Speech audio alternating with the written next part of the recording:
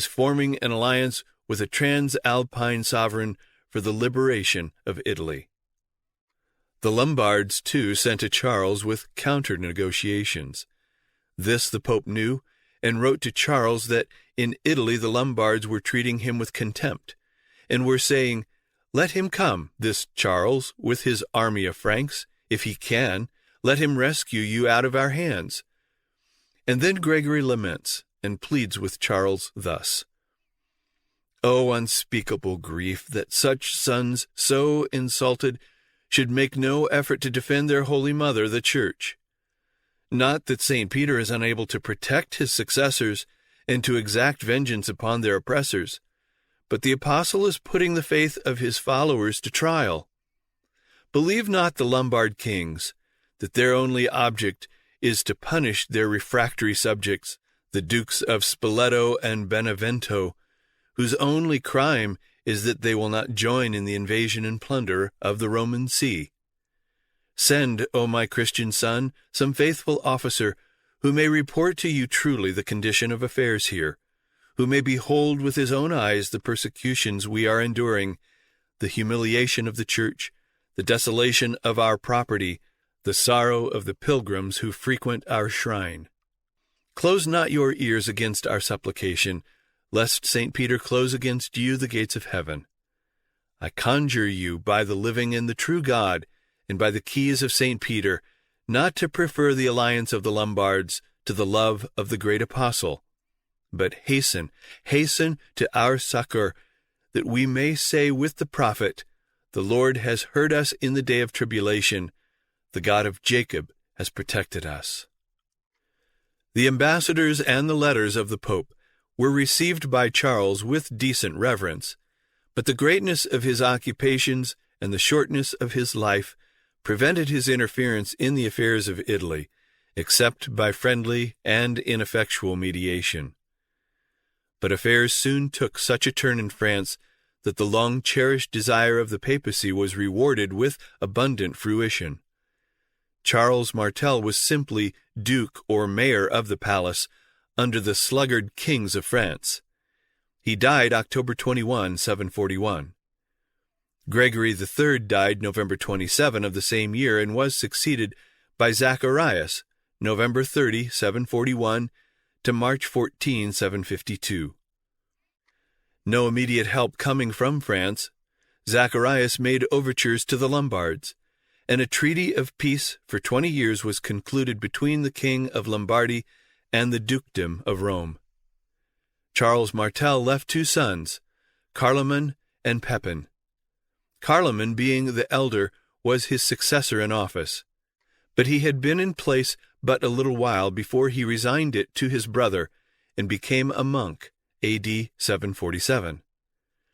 The late events in Italy and the prestige which the Pope had gained by them exerted a powerful influence in France, and as the Pope had already desired a league with Charles Martel, who, although not possessing the title, held all the authority of a king, Pepin, his successor, conceived the idea that perhaps he could secure the papal sanction to his assuming the title of king with the authority which he already possessed. Pepin therefore sent two ecclesiastics to consult the Pope as to whether he might not be king of France. Zacharias returned answer that the nation might lawfully unite in the same person the title and authority of king, and that the unfortunate Childeric, a victim of the public safety, should be degraded, shaved, and confined in a monastery for the remainder of his days. An answer so agreeable to their wishes was accepted by the Franks as the opinion of a casuist, the sentence of a judge, or the oracle of a prophet. And Pepin was exalted on a buckler by the suffrage of a free people, accustomed to obey his laws and to march under his standard. And March 7, 752, was proclaimed King of the Franks. Zacharias died March 14, the same year, and was succeeded by Stephen II, who died the 4th day afterward, and before his consecration, and Stephen III became Pope March 26. Astolph was now king of the Lombards. He had openly declared himself the enemy of the Pope, and was determined to make not only the territories of the Exarchate, but those of the Pope his own. The Pope sent ambassadors, and the treaty of peace was renewed for 40 years, but in 4 months the Lombard was again in arms. In terms of contumely and menace, he demanded the instant submission of Rome, and the payment of a heavy personal tribute, a poll tax, on each citizen.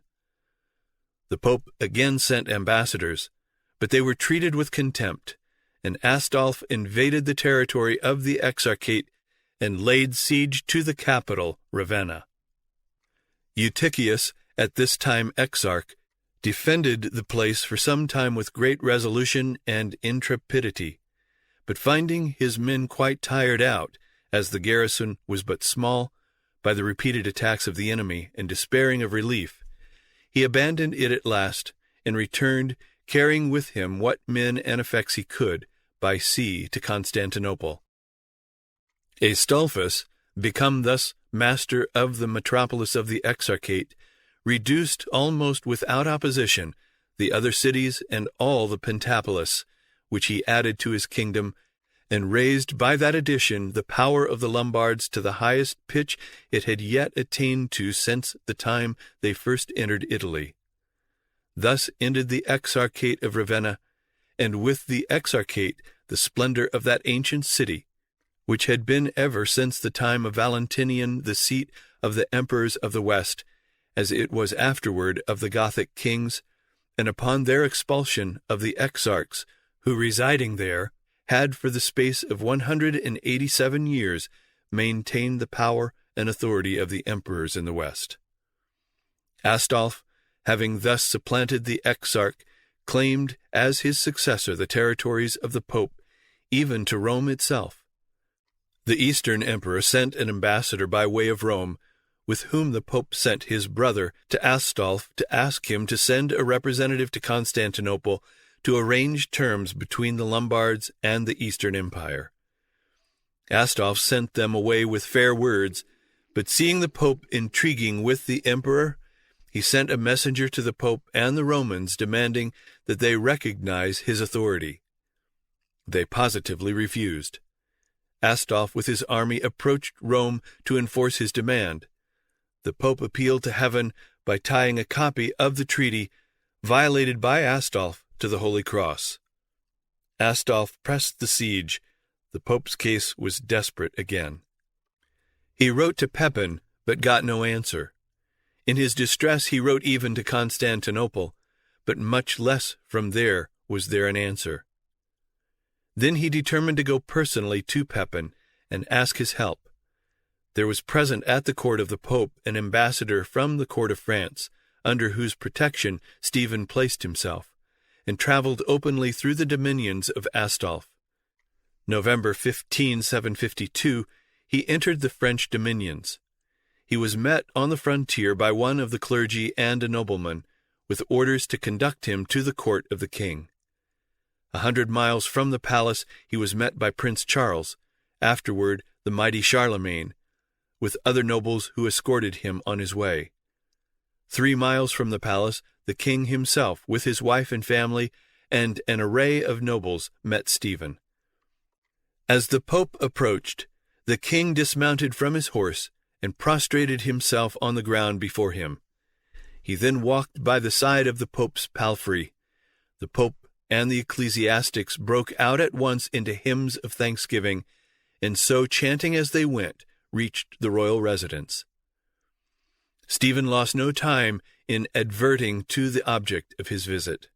He implored the immediate interposition of Pepin to enforce the restoration of St. Peter. Pepin swore at once to fulfill all the requests of the Pope. He even made in advance a donation to St. Peter of several cities and territories, which were still under the rule of the Lombards. The deed was solemnly delivered, and Pepin signed it, in his own name and that of his 2 sons, Charles and Carloman. As the winter rendered all military operations impracticable, Pepin invited the Pope to Paris, where he took up his residence in the Abbot of St. Denis. Pepin had already been anointed by a bishop in France, but this was not enough. The Pope must anoint him too, and then upon this claim, that the king of the Franks held his kingdom by the grace of the Bishop of Rome. In the monastery of St. Denis, Stephen III placed the diadem on the head of Pepin, anointed him with the holy oil, confirmed the sovereignty in his house forever, and pronounced an eternal curse upon all who should attempt to name a king of France from any other than the race of Pepin. The Pope was attacked with a dangerous sickness which kept him at the capital of France until the middle of 753. On this same occasion, the Pope, as the head of the restored Republic of Rome, renewed to Pepin the Roman title and dignity of patrician, which, as well as that of consul, had been conferred upon Charles Martel. He also bestowed the same title upon the two sons of Pepin, to pledge them to defend the Holy City. The insignia of the new office were the keys of the shrine of St. Peter, as a pledge and symbol of sovereignty, and a holy banner which it was their right and duty to unfurl in defense of the Church and city of Rome. The Emperor Leo died in 741 and was succeeded by his son Constantine V, June 18. While Constantine was absent on an expedition against the Saracens, a rival espoused the cause of the images, usurped the throne, and triumphantly restored the worship of the images. Constantine returned with his army and was victorious against the usurper and his cause. It had been the purpose of the Emperor Leo to pronounce the condemnation of images as an article of faith, and by the authority of the General Council, and now his son fulfilled that purpose. He convened a general council at Constantinople in 754, composed of 338 bishops. After 6 months' deliberations, in a long disquisition they rendered their unanimous decree that all visible symbols of Christ, except in the Eucharist, were either blasphemous or heretical, that image worship was a corruption of Christianity and a renewal of paganism, that all such monuments of idolatry should be broken or erased, and that those who should refuse to deliver the objects of their private superstition were guilty of disobedience to the authority of the Church and to the Emperor. The patient East abjured with reluctance her sacred images. They were fondly cherished and vigorously defended by the independent zeal of the Italians. The decree of the council was enforced by all the power of the emperor in bitter persecution. He demanded of all the bishops and of the most distinguished monks a written assent to the decree of his synod. We do not learn that one single man among the bishops and secular clergy of the whole Byzantine kingdom refused, but so much the more earnestly was opposition made by many monks. Meantime, Astolph had persuaded Carloman to leave his monastery and go to the court of Pepin to counteract the influence of the Pope, and if possible to win Pepin to the cause of the Lombards. But the unfortunate Carloman was at once imprisoned for life, and his life was ended in a few days. In September and October 753, Pepin and the Pope marched to Italy against Astolph, who took refuge in Pavia. They advanced to the walls of that city, and Astolph was glad to purchase an ignominious peace by pledging himself on oath to restore the territory of Rome. Pepin returned to his capital, and Stephen retired to Rome. But Pepin was no sooner well out of reach than Astolph was under arms again and on his way to Rome. He marched to the very gates of the city and demanded the surrender of the Pope. He demanded that the Romans should give up the Pope into his hands, and on these terms only would he spare the city. Astolph declared he would not leave the Pope a foot of land. Stephen hurried away messengers with a letter to Pepin in which the Pope reminded him that St. Peter had promised him eternal life in return for a vow which he had made to make a donation to St. Peter. He told Pepin that he risked eternal damnation in not hastening to fulfill his vow, and that as Peter had Pepin's handwriting to the vow, if he did not fulfill it, the apostle would present it against him in the day of judgment. Pepin did not respond, and a second letter was dispatched in which the Pope conjured him by God and his Holy Mother, by the angels in heaven, and by the apostles St. Peter and St. Paul, and by the last day, to hasten to the rescue of his Holy Mother, the Church, and promised him, if he would do so, victory over all the barbarian nations and eternal life. But even yet Pepin did not respond, and as Astolph was pressing closer and harder, the Pope determined to have St. Peter himself address the dilatory king. Accordingly, he sent now the following letter. I, Peter the Apostle, protest, admonish, and conjure you, the most Christian kings, Pepin, Charles, and Carloman, with all the hierarchy, bishops, abbots, priests, and all monks, all judges, dukes, counts, and the whole people of the Franks. The Mother of God likewise adjures you, and admonishes and commands you, she as well as the thrones and dominions, and all the hosts of heaven, to save the beloved city of Rome from the detested Lombards. If you hasten, I, Peter, the Apostle, promise you my protection in this life and in the next. I will prepare for you the most glorious mansions in heaven, will bestow on you the everlasting joys of paradise. Make common cause with my people of Rome, and I will grant whatever you may pray for. I conjure you not to yield up this city, to be lacerated and tormented by the Lombards, lest your own souls be lacerated and tormented in hell with the devil and his pestilential angels. Of all nations under heaven, the Franks are highest in the esteem of St. Peter. To me you owe all your victories. Obey, and obey speedily, and by my suffrage our Lord Jesus Christ will give you in this life length of days, security, victory. In the life to come will multiply his blessings upon you, among his saints and angels. This aroused Pepin to the most diligent activity. Astolph heard that he was coming, and hastened back to his capital, but scarcely heard he reached it before Pepin was besieging him there. Astolph yielded at once, and gave up to Pepin the whole disputed territory. Representatives of the Emperor of the East were there to demand that it be restored to him, but Pepin declared that his sole object in the war was to show his veneration for St. Peter, and as the spoils of conquest he bestowed the whole of it upon the Pope, A.D. 755. The representatives of the Pope, who, however, always speak of the Republic of Rome, passed through the land, receiving the homage of the authorities and the keys of the cities. The district comprehended Ravenna, Rimini, Pesaro, Fano, Cesena, Senegaglia, Isi, Forlimpopoli, Forli with the castle of Susibio, Montefeltro, Acera, Monte de Lusano, Serra, San Marino, Bobbio, Urbino, Cagli, Lucialo, Gubbio, Camaccio, and Narni, which was severed from the dukedom of Spoleto. Astolph was soon afterward killed while hunting. The succession was disputed between Desiderius and Rachis.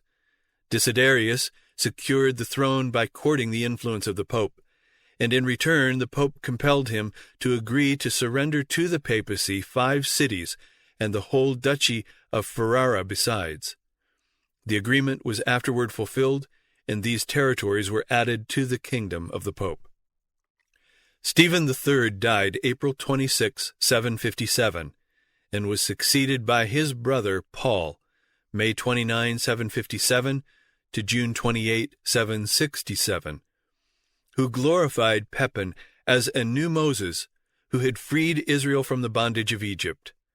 As Moses had confounded idolatry, so had Pepin confounded heresy, and he rapturously exclaimed, "Thou, after God, art our defender and aider. If all the hairs of our heads were tongues, We could not give you thanks equal to your deserts. When Constantine V learned that Pepin had bestowed upon the Pope the Exarchate of Ravenna and Pentapolis, he sent 2 ambassadors to Pepin to persuade him to restore those lands to the authority of the Eastern Emperor. But to his request, Pepin answered that the Franks had not shed their blood for the Greeks, but for St. Peter and the salvation of their souls, and he would not, for all the gold in the world, take back his promise made to the Roman Church.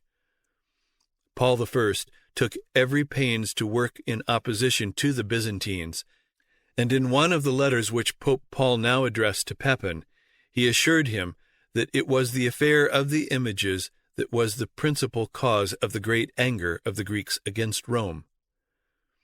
All the donations which Pepin had bestowed upon the papacy were received and held by the popes under the pious fiction that they were for such holy uses as keeping up the lights in the churches and maintaining the poor. But in fact they were held as the dominions of the new sovereign state descended from the Roman Republic, the actual authority of which had now become merged in the Pope, and by right of which the Pope had already made Charles a Roman consul and Pepin a patrician. All these territories the Pope ruled as sovereign. He took possession as lord and master. He received the homage of the authorities and the keys of the cities. The local or municipal institutions remained, but the revenue which had before been received by the Byzantine crown became the revenue of the Church. Of that revenue the Pope was the guardian, distributor, possessor. In AD 768, Pepin died and was succeeded by his 2 sons, Charles and Carloman. In 771, Carloman died. Charlemagne reigned. In 772 succeeded to the popedom Hadrian or Adrian, February 9, 772 to December 25, 795. Charlemagne was a no less devout Catholic than was Clovis before him. His wars against the pagan Saxons were almost wholly wars of religion, and his stern declaration that these Saxons must be Christianized or wiped out expresses the temper both of his religion and of his warfare. The enmity between the Pope and the Lombards still continued, and the king of the Lombards invaded the territory and took possession of some of the cities which Pepin had bestowed upon the papacy. The Pope immediately applied to Charlemagne, reminding him of the obligation that was upon him ever since he, with his father Pepin, had received of the Pope the title and dignity of Patrician of Rome. Charlemagne marched immediately into Lombardy, AD 773, and laid siege to Pavia, the Lombard capital, at the same time with a part of his army attacking the city of Verona. It was the month of October before Verona fell, and Pavia held out till the following summer. As Easter approached, Charlemagne decided to celebrate the festival in Rome. In the month of March, attended by a great many bishops, abbots, and other ecclesiastics who had accompanied him into Italy, as well as officers and persons of distinction, he made his journey to the renowned city. As soon as the Pope knew the road upon which Charlemagne was coming, he sent all the magistrates and judges of the city, with their banners and the badges of their respective offices, to meet him at 30 miles distance and attend him the remaining part of his journey. At a mile from the gate he was received by all the militia of Rome under arms, and a procession of children carrying branches of olive trees in their hands and singing his praises.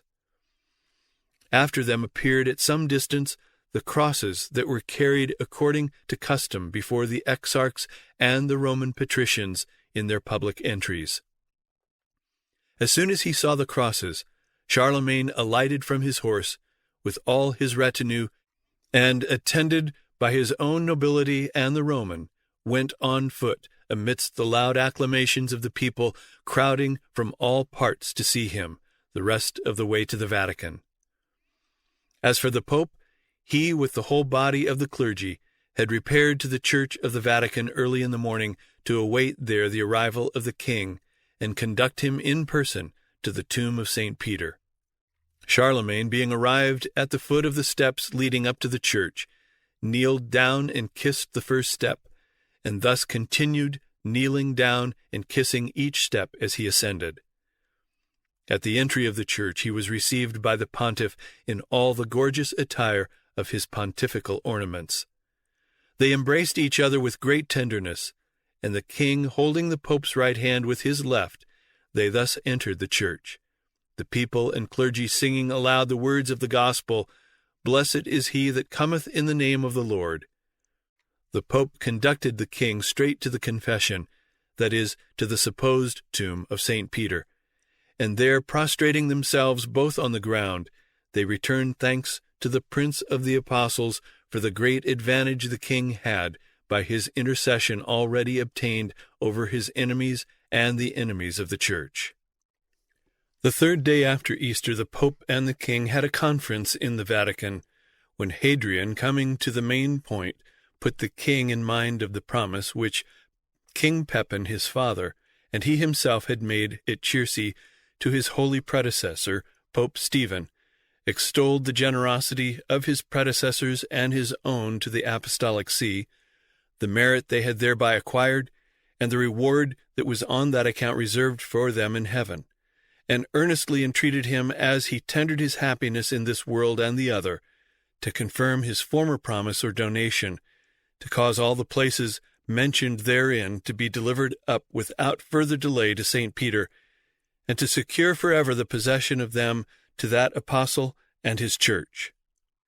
Charlemagne readily complied with the desire of the pope, and having caused the former instrument of donation to be read, he ordered Aetherius, his chaplain and notary, to draw up another.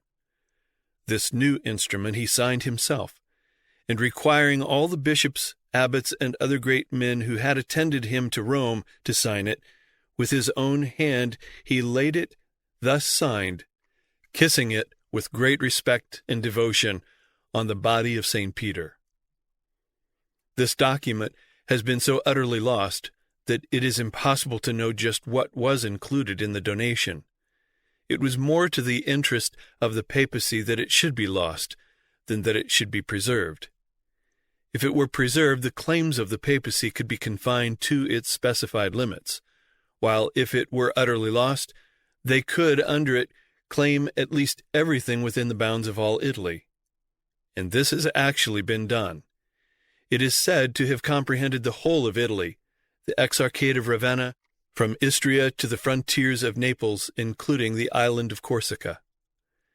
It is known that at least the dukedom of Spoleto was added to the territories already named in the donation of Pepin. Charlemagne made this donation as lord by conquest over the Lombard kingdom and the territory of the Exarchate. Charlemagne returned to the siege of Pavia, which he pressed so hard that the city soon fell. Desiderius, the Lombard king, was obliged to surrender and deliver up himself with his wife and daughter to Charlemagne upon condition, for the conqueror would hear to no other, that their lives were spared. Charlemagne took them with him into France, and confined them, according to some writers, first to Liege, and afterward to the monastery of Corbie, where Desiderius is said to have spent the rest of his life in fasting, in praying, and in other good works. Thus ended the reign of the Lombard princes in Italy 206 years after they had made themselves masters of that country. I say the reign of the Lombard princes, for properly speaking, that kingdom did not end now, Charlemagne having assumed, upon the surrender of Pavia and the captivity of Desiderius, the title of King of the Lombards, and left the people in the same condition he found them, so that the monarch was changed, but no alteration was made in the monarchy. As Charlemagne claimed the kingdom of the Lombards by right of conquest, he caused himself, soon after the reduction of Pavia, to be crowned King of Lombardy by the Archbishop of Milan at the place called Modastia, about 10 miles from that city. Of that ceremony we read the following account on the Ordo Romanus, a very ancient ritual. The new king was led out of his chamber by several bishops to the church, and being conducted to the high altar, the archbishop, after some solemn prayers, asked the people whether they were willing to subject themselves to Charles, and with constant fidelity obey his commands. The people answered that they were willing. The bishop anointed his head, breast, shoulders, and arms, praying that the new king might be successful in his wars and happy in his issue. He then girt him with a sword, put bracelets on his arms, and gave him a robe, a ring, and a scepter, and having placed the crown on his head, he led him through the choir to the throne, and having seated him there and given him the kiss of peace, he celebrated divine service. Having thus completed the conquest of Lombardy and placed upon his own head the iron crown of that kingdom, Charlemagne's first care after the reduction of Pavia was to put the Pope in possession of all the places that had been yielded to him by his father or himself, the Exarchate, the Pentapolis, the Dukedom of Spoleto, which, however, continued to be governed by its own dukes. Thus the popes had at last the satisfaction, the so long wished-for satisfaction, of seeing the Lombards humbled, and no longer able to control them in their ambitious views, the emperors driven almost out of Italy, and themselves enriched by the spoils of both. Charlemagne, having thus settled the affairs of Italy to the entire satisfaction of the Pope and his own, repassed the mountains in the month of August of the present year, and returned to France. In exactly the feudal form of temporal government, Hadrian took possession of the Exarchate, seemingly with the power and privileges of a temporal prince.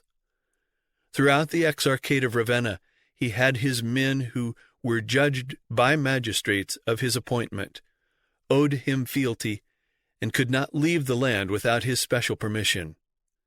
Nor are these only ecclesiastics subordinate to his spiritual power. That spiritual supremacy Hadrian indeed asserted to the utmost extent. Rome had a right of judicature over all churches. But his language to Charlemagne is that of a feudal suzerain also. As your men are not allowed to come to Rome without your permission and special letter, so my men must not be allowed to appear at the court of France without the same credentials from me. The same allegiance which the subjects of Charlemagne owed to him was to be required from the subjects of the See of Rome to the Pope. Let him be thus admonished. We are to remain in the service and under the dominion of the blessed Apostle St. Peter to the end of the world.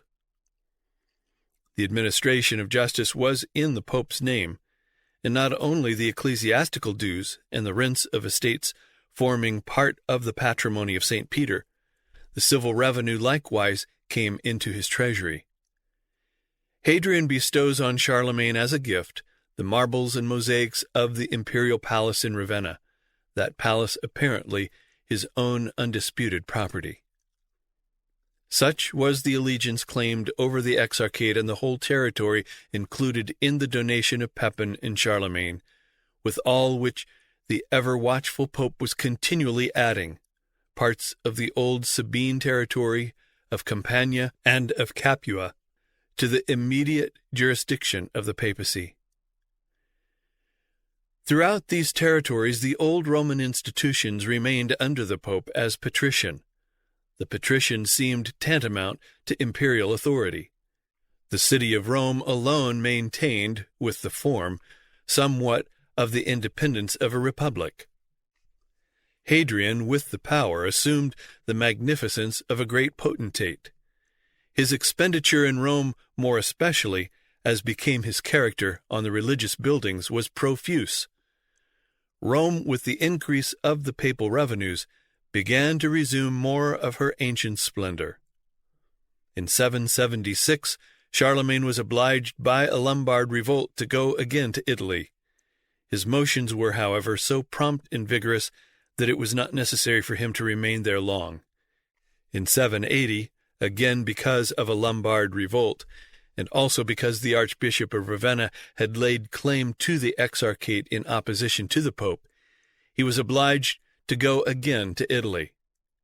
This time he went even to Rome, where he again celebrated Easter 781 with the Pope, and had his son Carloman, who was 5 years old, baptized by the Pope, and both his sons Carloman and Louis anointed kings, Carloman of Lombardy, Louis of Aquitaine. During all these years, the iconoclastic war had gone on between the East and the West. Constantine V had died September 14, 775, and had been succeeded by his son Leo IV, who largely relieved the pressure which Constantine had continuously held against the worship of images. He died September 8, 780, and was succeeded by his son Constantine VI, who was but 10 years old. Because of the youth of the new Constantine, his mother Irene became his guardian and began diligently to work for the restoration of the images. She opened correspondence with Pope Hadrian I, who exhorted her continually to this. But since the image worship had been abolished by a general council, it was only by a general council that image worship could be doctrinally restored. It took considerable time to bring this about, so that it was not till 787 that the council was convened. This council, called also the Seventh General Council, was held at Nice, in Asia, especially for the prestige that would accrue to it by the name of the Second Council of Nice. It was held September 24 to October 23, A.D. 787.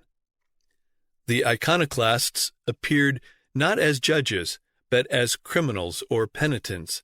The scene was decorated by the legates of Pope Adrian and the Eastern Patriarchs. The decrees were framed by the president, Tarasius, and ratified by the acclamations and subscriptions of 350 bishops. They unanimously pronounced that the worship of images is agreeable to Scripture and reason, to the fathers and councils of the Church. The closing words of the decree of the council are as follows: "We are taught by the Lord, the apostles, and the prophets that we ought to honor and praise before all the holy God-bearer, who is exalted above all heavenly powers, further the holy angels, the apostles, prophets, and martyrs, the holy doctors, and all saints, that we may avail ourselves of their intercession, which can make us acceptable to God if we walk virtuously. Moreover, we venerate also the image of the sacred and life-giving cross and the relics of the saints, and accept the sacred and venerable images, and greet and embrace them according to the ancient tradition of the Holy Catholic Church of God, namely, of our holy fathers, who received these images and ordered them to be set up in all churches everywhere. These are the representations of our incarnate Savior Jesus Christ, then of our inviolate Lady and quite holy God-bearer, and of the unembodied angels who have appeared to the righteous in human form, also the pictures of the holy apostles, prophets, martyrs, that we may be reminded by the representation of the original, and may be led to a certain participation in his holiness." This decree was subscribed by all present, even by the priors of monasteries and some monks. The two papal legates added to their subscription the remark that they received all who had been converted from the impious heresy of the enemies of images. The council was not content with this formal and solemn subscription. With one voice they broke out into a long acclamation. "We all believe, we all assent, we all subscribe. This is the faith of the apostles, this is the faith of the Church, this is the faith of the Orthodox, this is the faith of all the world. We who adore the Trinity worship images. Whoever does not the like, anathema upon him. Anathema on all who call images idols. Anathema on all who communicate with them who do not worship images. Anathema upon Theodorus, falsely called Bishop of Ephesus, against Sicinius of Perga, against Basilius with the ill-omened name, anathema against the new Arius Nestorius and Dioscorus, Anastasius, against Constantine and Nicetas, the iconoclast patriarchs of Constantinople. Everlasting glory to the Orthodox Germanus, to John of Damascus, to Gregory of Rome, everlasting glory to the preachers of truth. In the West, Pope Adrian I accepted and announced the decrees of the Nicene Assembly, which is now revered by the Catholics as the seventh in rank of the general councils. For the honor of orthodoxy, at least the orthodoxy of the Roman Church, it is somewhat unfortunate that the two princes, Constantine and Irene, who convened the two councils of Nice, are both stained with the blood of their sons. In the year 787, Charlemagne went again to Italy, took 6 cities, Sora, Arcis, Acarpino, Arpino, Theano, and Capua of the dukedom of Beneventum, and added them to his already immense territorial donations to the papacy. In the year 795, Pope Hadrian died, and was immediately succeeded by Leo III, December 26, 795, to January 24, 817, who in the year 799 made a journey to France and was royally received and entertained by Charlemagne. At a royal banquet, the king and the pope quaffed together their rich wines with convivial glee. And now Charlemagne's conquests were finished. He wore the crown of the Frankish kingdom and the iron crown of the king of Lombardy. In addition to these two kingdoms, he was the ruler of a vast region in which dukedoms were almost as large as kingdoms, some of which had indeed been kingdoms. He was the one great sovereign in Europe, and the one great defender of the Church. Why, then, should he not be emperor? He and his father and his grandfather had all been made by the popes patricians of Rome. And now that Charlemagne was so much greater than when he was made patrician, and so much greater than was either his father or his grandfather when they were made patricians, why should he not have yet higher dignity? If a mere king of France could deserve to be a patrician of Rome, did not that same king of France, when also king of Lombardy and sovereign of vast territories besides, deserve a dignity as much greater than that of patrician, as his power was now greater than when he was only king of France? There were only two dignities higher than that of patrician, consul and emperor, and that of consul as well as that of patrician had been bestowed on Charles Martel when he was not even a king. Therefore, for Charlemagne, what appropriate dignity remained but that of emperor? In the year 800, Charlemagne made a journey to Rome. He arrived in the city November 23, and remained there through the winter until after Easter. On Christmas Day, A.D. 800, magnificent services were held. Charlemagne appeared not in the dress of his native country, but in that of a patrician of Rome, which honor he, as both his father and his grandfather, had received from the Pope. Thus arrayed, the king with all his court, his nobles and the people, and the whole clergy of Rome attended the services. The Pope himself chanted the Mass.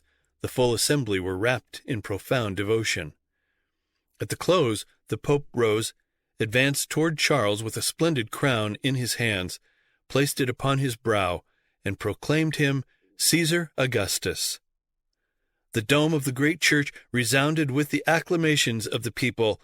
Long life and victory to Charles, the most pious Augustus, crowned by God the great and pacific Emperor of the Romans. Then the head and body of Charlemagne were anointed with the holy oil by the hands of the Pope himself, and the services were brought to a close. In return for all this, Charlemagne swore to maintain the faith, the powers, and the privileges of the Church, and to recognize the spiritual dominion of the Pope throughout the limits of his empire. It would be a sheer ignoring of the native far-seeing craftiness of the papacy to suppose that this deduction had not occurred to the popes who witnessed Charlemagne's wonderful career. This would be true even though there were nothing but that amazing career upon which the papacy might be expected to build. But in addition to this, there are in the course of the papacy unquestionable facts which practically demonstrate that it was a deeply laid scheme for the exaltation of the papacy, its secret working traceable far back in her ambitious course. The conferring of the dignity of patrician, as well as that of consul, was a prerogative that pertained to the Roman emperor alone. For the pope then to confer such a dignity was in itself first to assert that the pope occupied the place of emperor, and possessed an authority that included that of emperor. This is exactly what was claimed.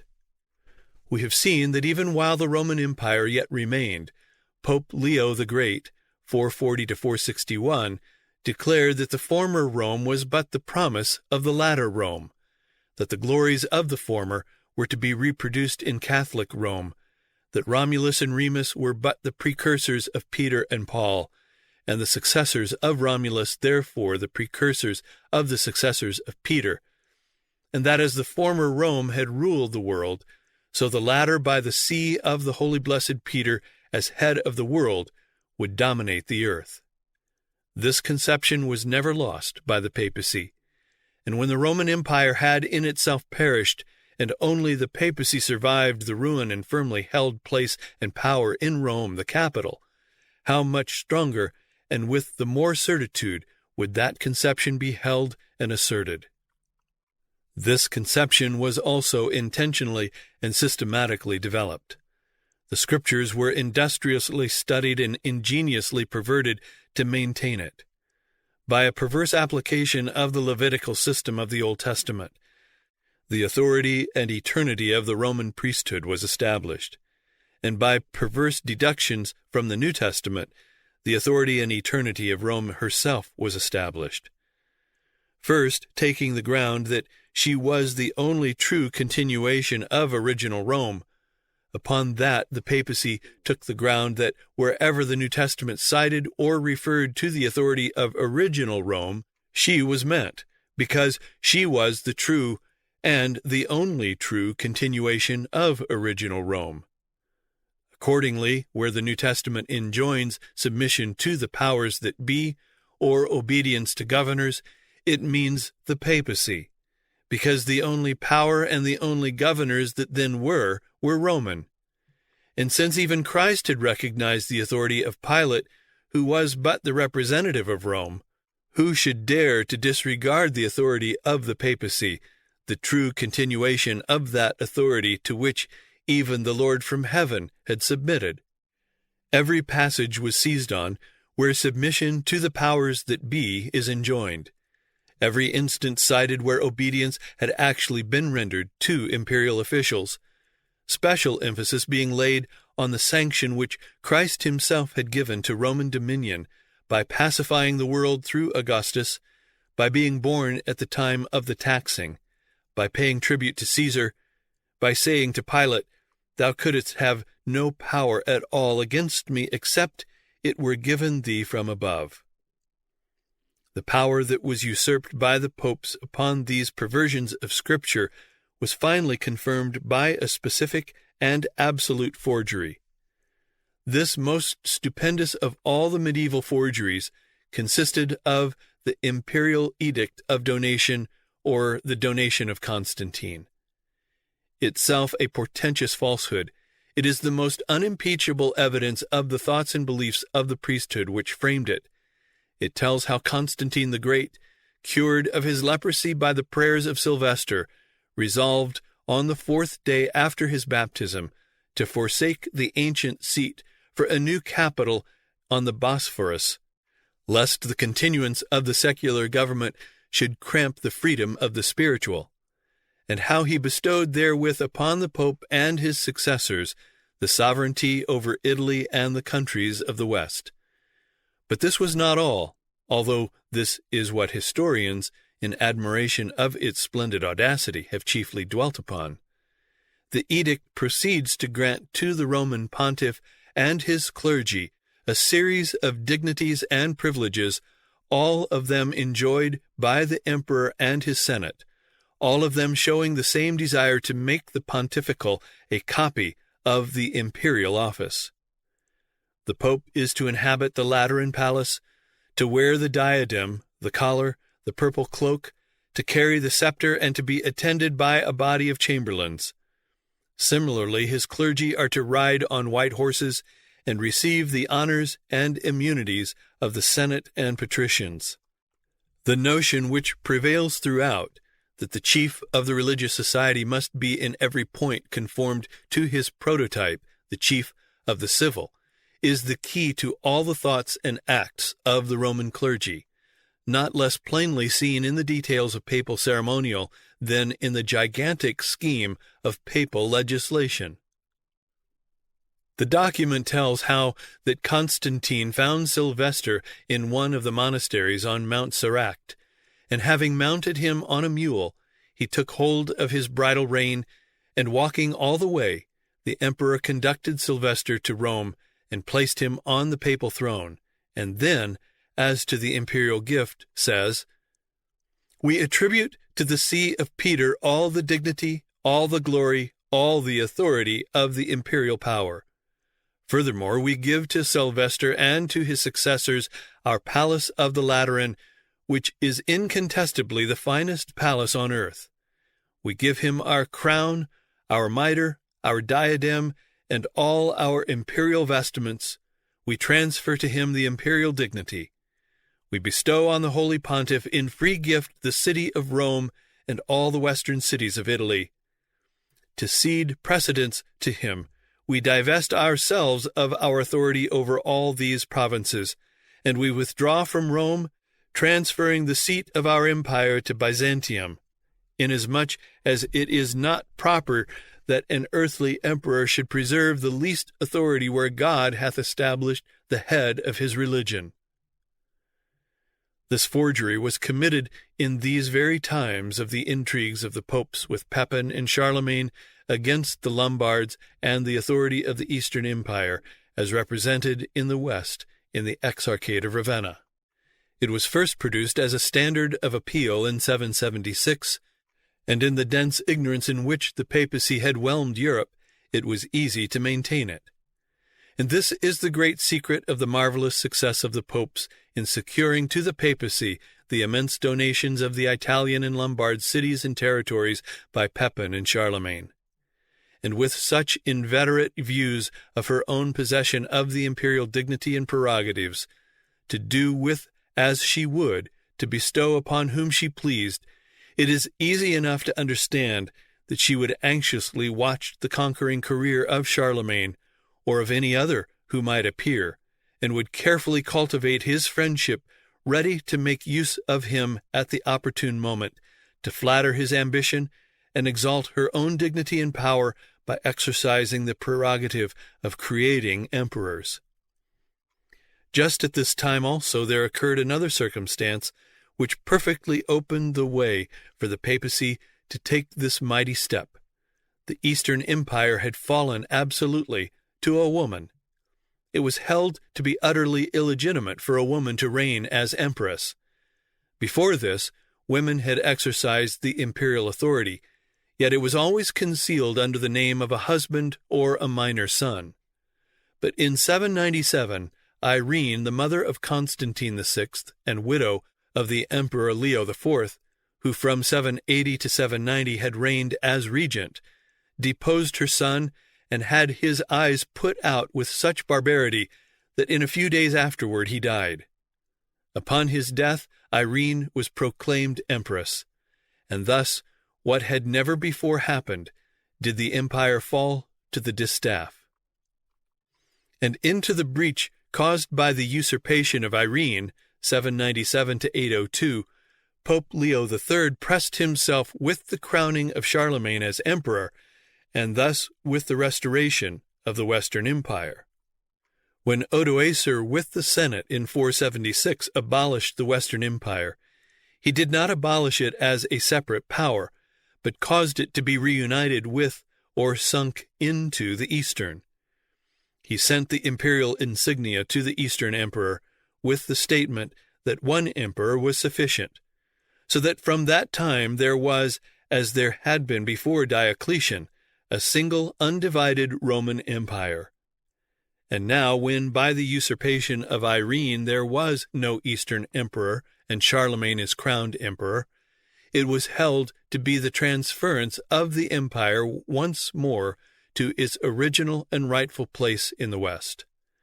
And thus Charlemagne was always in the fiction held to be the legitimate successor not of Romulus Augustus, but of Leo IV, Heraclius, Justinian, Arcadius, and the whole Eastern line.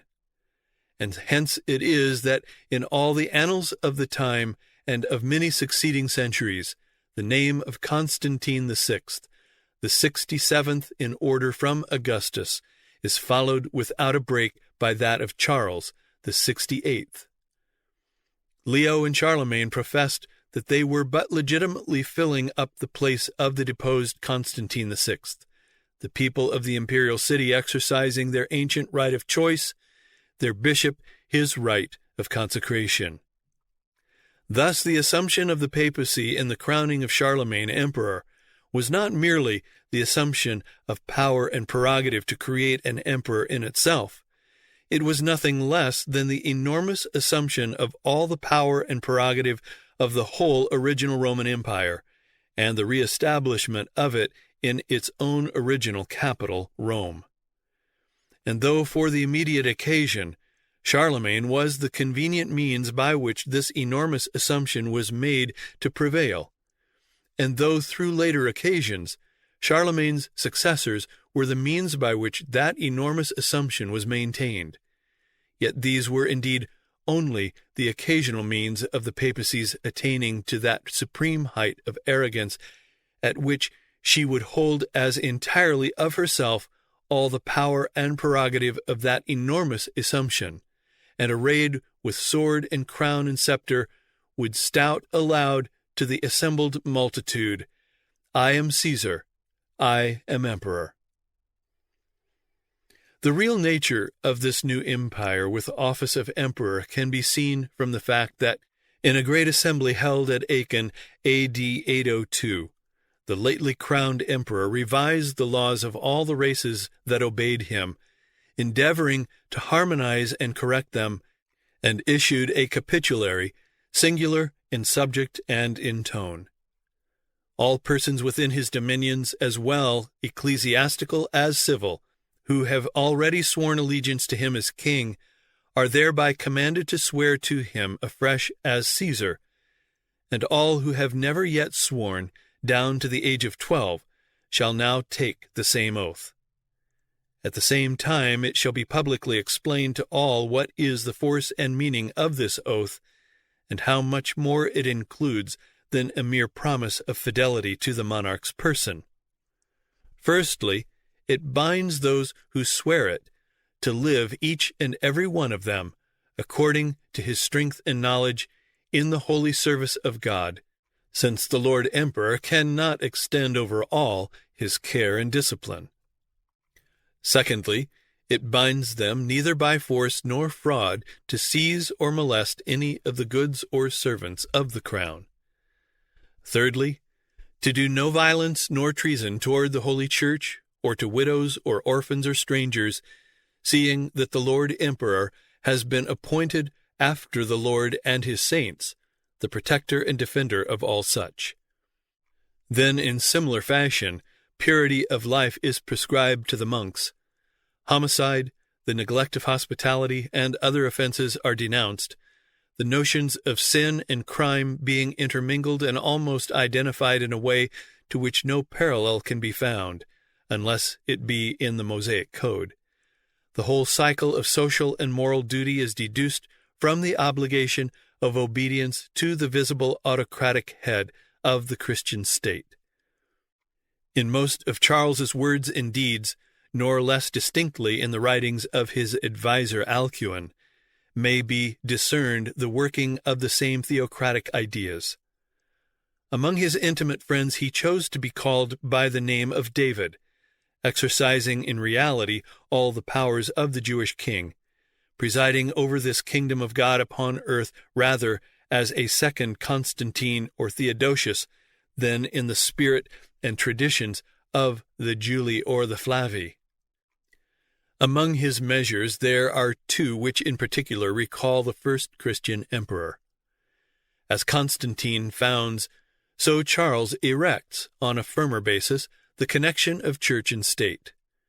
Bishops and abbots are as essential a part of rising feudalism as counts and dukes. Their benefices are held under the same conditions of fealty and the service in war of their vassal tenants, not of the spiritual person himself. They have similar rights of jurisdiction and are subject alike to the imperial missi. The monarch tries often to restrict the clergy as persons to spiritual duties, quells the insubordination of monasteries, endeavors to bring the seculars into a monastic life by instituting and regulating chapters. But after granting wealth and power, the attempt was vain. His strong hand withdrawn, they laughed at control. Again, it was by him first that the payment of tithes, for which the priesthood had long been pleading, was made compulsory in Western Europe, and the support of the ministers of religion entrusted to the laws of the state. Thus the Holy Roman Church and the Holy Roman Empire are one and the same thing, in two aspects.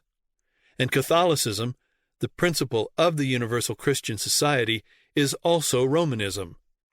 That is, rests upon Rome as the origin and type of its universality, manifesting itself in a mystic dualism which corresponds to the two natures of its founder. As divine and eternal, its head is the Pope, to whom souls have been entrusted.